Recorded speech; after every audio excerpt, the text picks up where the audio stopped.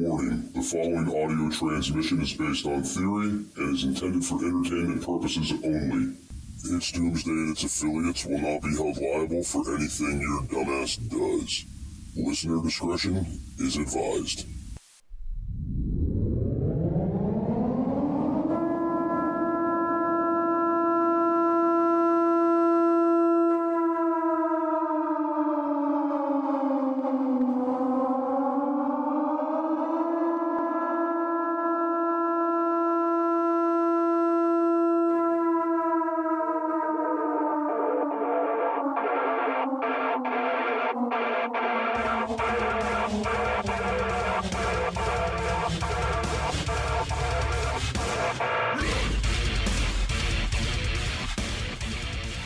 Welcome everybody to Safety Sundays. Today is June 3rd, 1837, and joining me for Safety Sundays as always is Safe Prep. What's going on, man?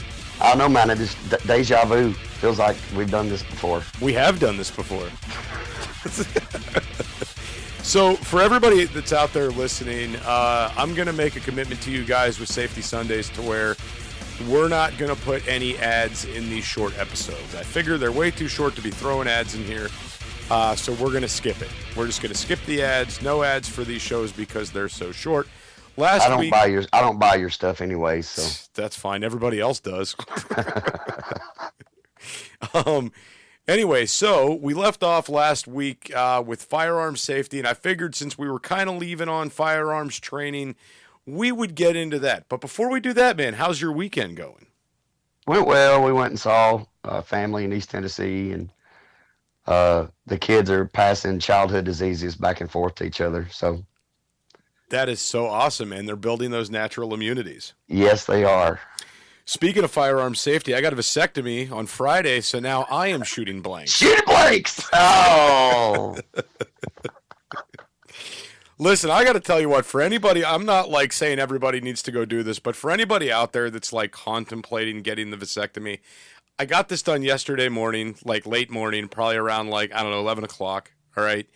And here I am the next day. I feel totally fine. I am in very little discomfort. I am totally A-okay. Made it down to the studio, not on any kind of painkillers or anything, just totally fine.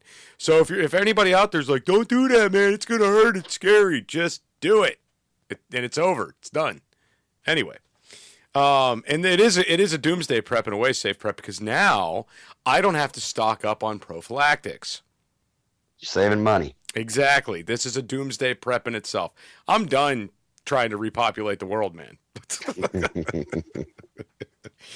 Anyway, so firearms training, I wanted to get into this. And honestly, dude,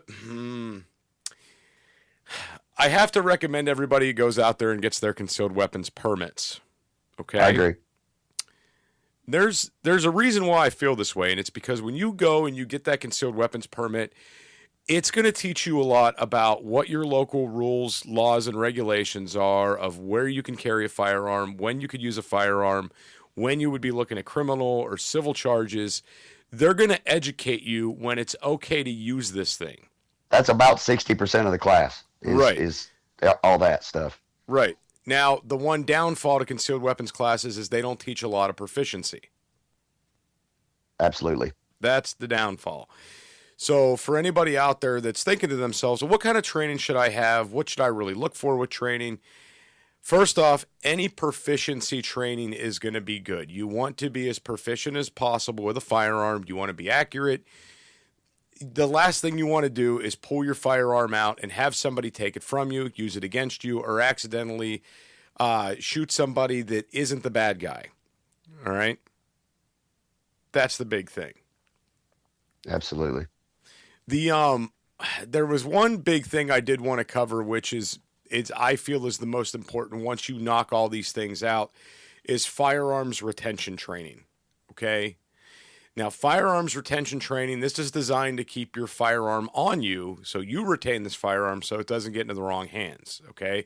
So when I was in law enforcement training, we actually did things to where if somebody grabbed our gun, we found out a way to lock their hand to our holster, to our gun, and would proceed to beat the shit out of them. So, Yep. it's a bad day if you're going for that thing. Never jokingly try to grab a cop's gun, ever. No. That is a bad day.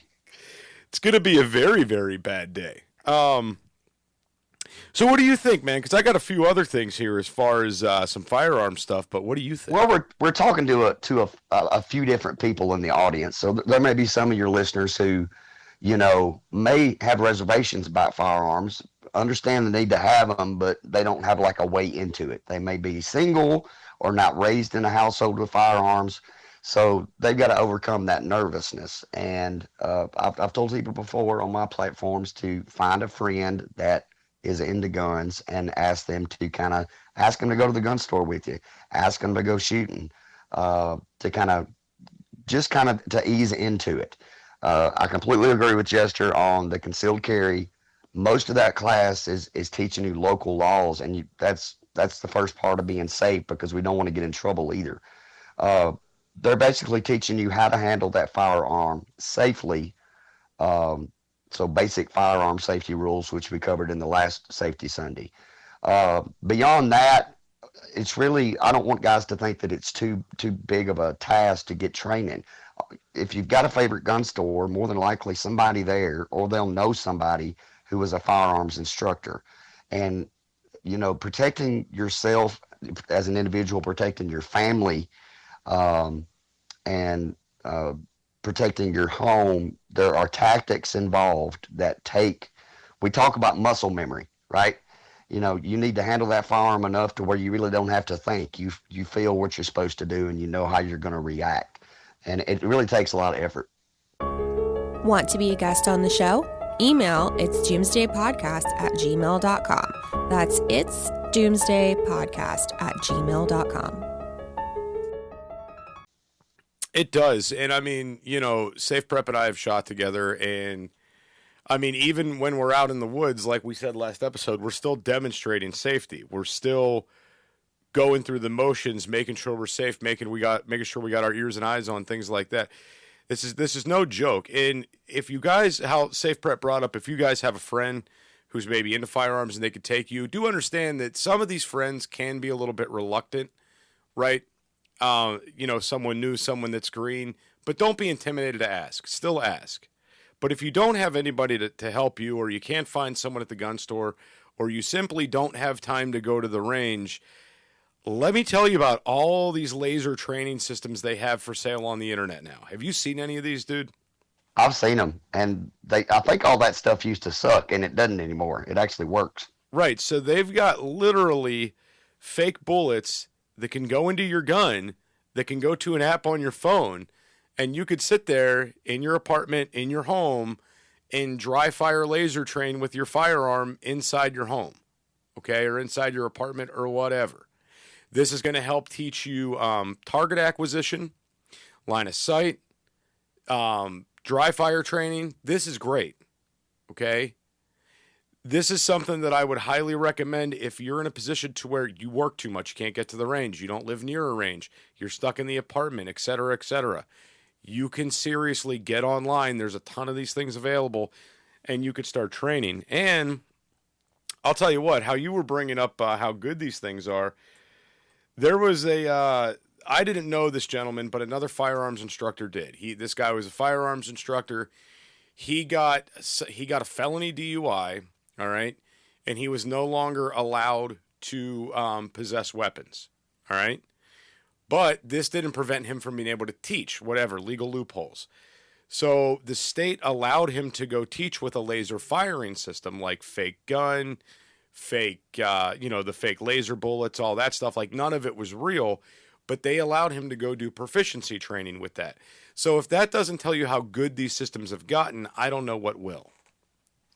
There's so much more to it as well than just shooting. Being able to get that firearm out of however you've got it holstered, because you have to, it has been difficult for me to find where I want to carry as far as concealed carry goes. Cause I got that pooch in the front, down towards where you had the cutting done. But if you go to some of these courses, especially the more, the tactical courses. Tactical is probably a bad word, but self-defense, how to defend yourself should you be attacked. Getting that firearm out of the holster as quickly as possible while also being safe and being able to aim and fire.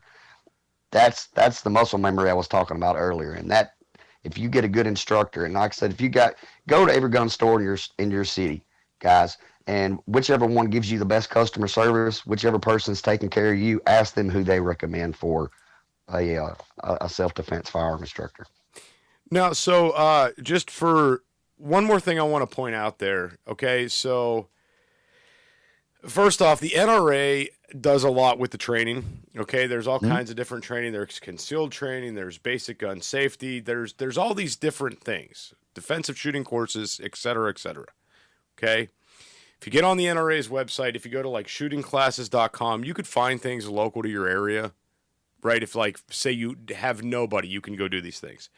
Mm-hmm. The one thing I really want to stray you guys away from, okay, are the fucking YouTube instructors. All right? I'm not saying all of them are bad. I'm not saying they all don't know what they're talking about. I'm not saying that they all suck. But they have all been trained in a different way, and they've been trained in person. Physically, someone has trained them. They didn't pop out of the womb knowing how to shoot a gun. They went and took training somewhere in person, and now they're trying to bring it to you on the internet. They can't see your stance. They can't see how you're holding the firearm. This is not the same as going in and physically doing training. So avoid that shit. If you're getting some good safety tips from these online guys, great, but don't let that be your end-all be-all, right? Absolutely. You've got to. And sometimes with our schedules and with money being tight the way it is, you really have to make it a priority to try to go to the range and shoot and to continue your education with firearms and self-defense. And it takes effort and it takes time, which a lot of us don't have anymore. But, you know, if it's a situation where somebody's trying to harm you or your family or get into your house or, God forbid, SHTF, you better know how to handle one and be proficient with it. Right, exactly. And for those of you guys that are out there, like what Safe Prep just said, knowing how to handle it and be proficient with it, put this at the top of your fucking action item list. All right, this should go on top of the action item list. If you're that guy that says, "Hey, I bought a Glock 17 like 4 years ago. I've shot it once at the range when I bought it, and it's been sitting there. And man, I should really look into doing some training." Top of the action item list. Call fucking tomorrow morning on Monday and make some scheduling, get an appointment set up, and start doing your training. Well, here's the thing. It's not like we're telling people to go to a crappy class where they're going to be miserable. You're going to go learn how to shoot and be awesome. Right. You're going to have fun. It's going to be a fun experience. Right, it is. And listen to the range officers, listen to the instructors, because they will be quick to kick your ass off that range if you start screwing up. But, dude, that's all I got, man. You got anything else to throw in on this? Nope. Short and sweet. It's so easy. I love it. Short and sweet. Just like a subcompact Glock. Right.